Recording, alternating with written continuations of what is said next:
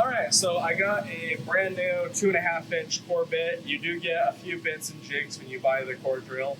Depends on which one you get, how many bits come with it. We have 2 core drills. This is the CD4. This is our smaller one. This is a 2.5 bit. The black on here is just Sharpie because you can see we take our rock and we put it on there and mark it with a Sharpie where we're going to drill it. Now, you do not have to cut your rock to be able to get a good drill. That is absolutely not necessary. And most of the time, is we actually cast our rock in plaster. So we'll line up 20, 30 stones at a time after we've marked them with the bit, and we will use little bits of scrap plaster and little bits of junk stone and stick them in there and plop it down on a group of plaster, and so that this is fairly level.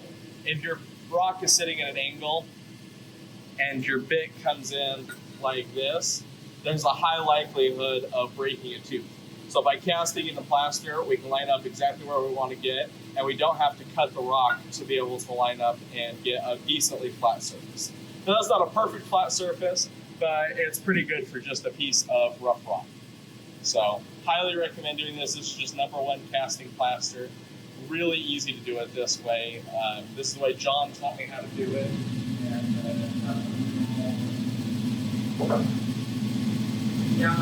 Since this bit is brand new, it does have this paint on top.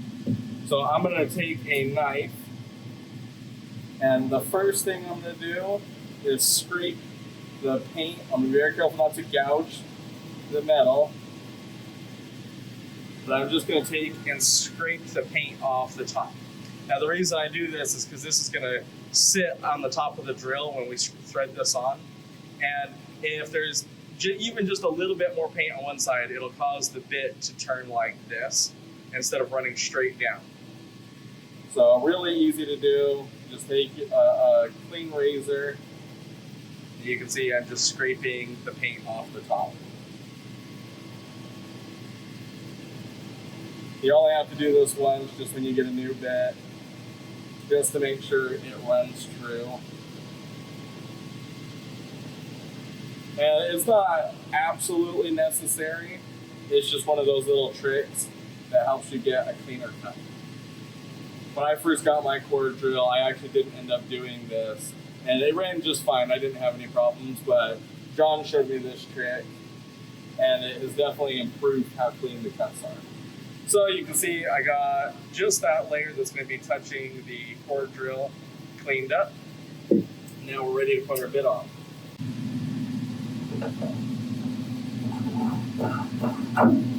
Alright, and then you don't need to go crazy tight with this, but you do want to make sure this is snug. So that's all I'm going to do, just a little bit of Now we're going to line up our first core. So I'll bring, excuse me, I almost forgot a step here. The first thing we need to do before we start drilling, I'll back the camera out here so you can see what I'm doing.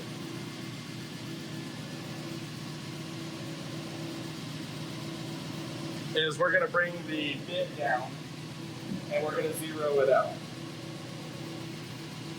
Now we do sell different lengths of bits, so you want to do this each time you put a bit on. It's really easy. I'm just going to bring the bit down until it touches the wood on the bottom, and then so you can see we're at 284.4 millimeters. I'm going to press the C and the F button at the same time, and now we're zeroed. So now when I'm drilling through the rock, I don't drill through the wood or even the bottom of the deck. So it just takes a second to do. So I'll bring this back up.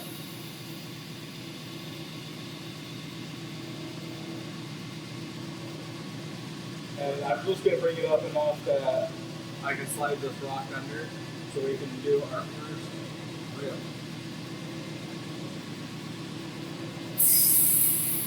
Bring that down, not touching that, I'm just getting it close. So now I can line my rock up where I want to drill this piece. Get as close to that edge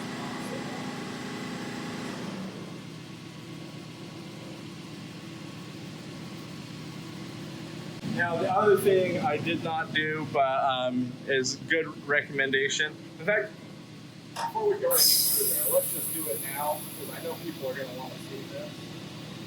Sometimes when you get a new bit, you'll discover that it's having a hard time drilling when it's brand new. And the easiest thing to do. So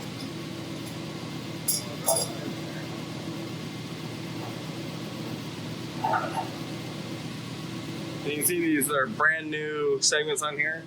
The easiest thing to do is just to clean them up a little bit with a file. So I'll take this and just take that initial little oxidization off from manufacturing these. Because that first little bit of metal, you can see if you look at the bit, they were black on those segments. And you'll see that they're in silver colored where I took the file and ground them down a little bit.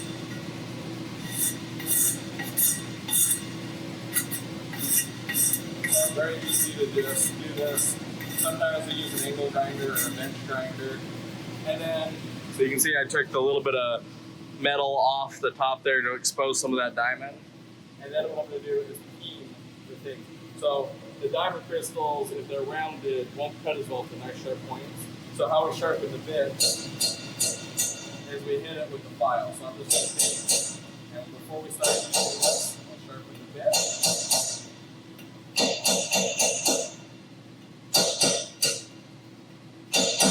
Now, if you notice, I'm doing it at an angle like this because I don't want to jam down between these and maybe break the segment off.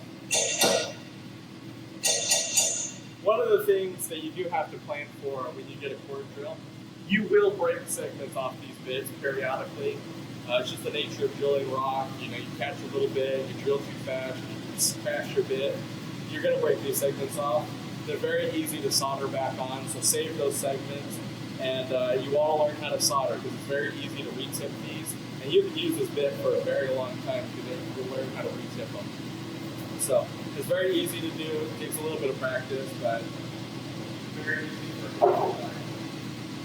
And we do have a video on how to do that. So now that my bit is nice and sharp, let's go ahead and put it back on there. And since I didn't change the size of the bit, or use the same bit, I don't need to zero it. So let's make sure I didn't lose the rock while I was curving the bit.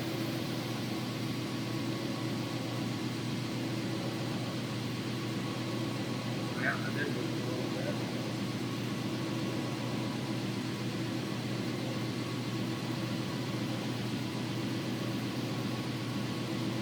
So we got our piece lined up there now. Now let's start drilling.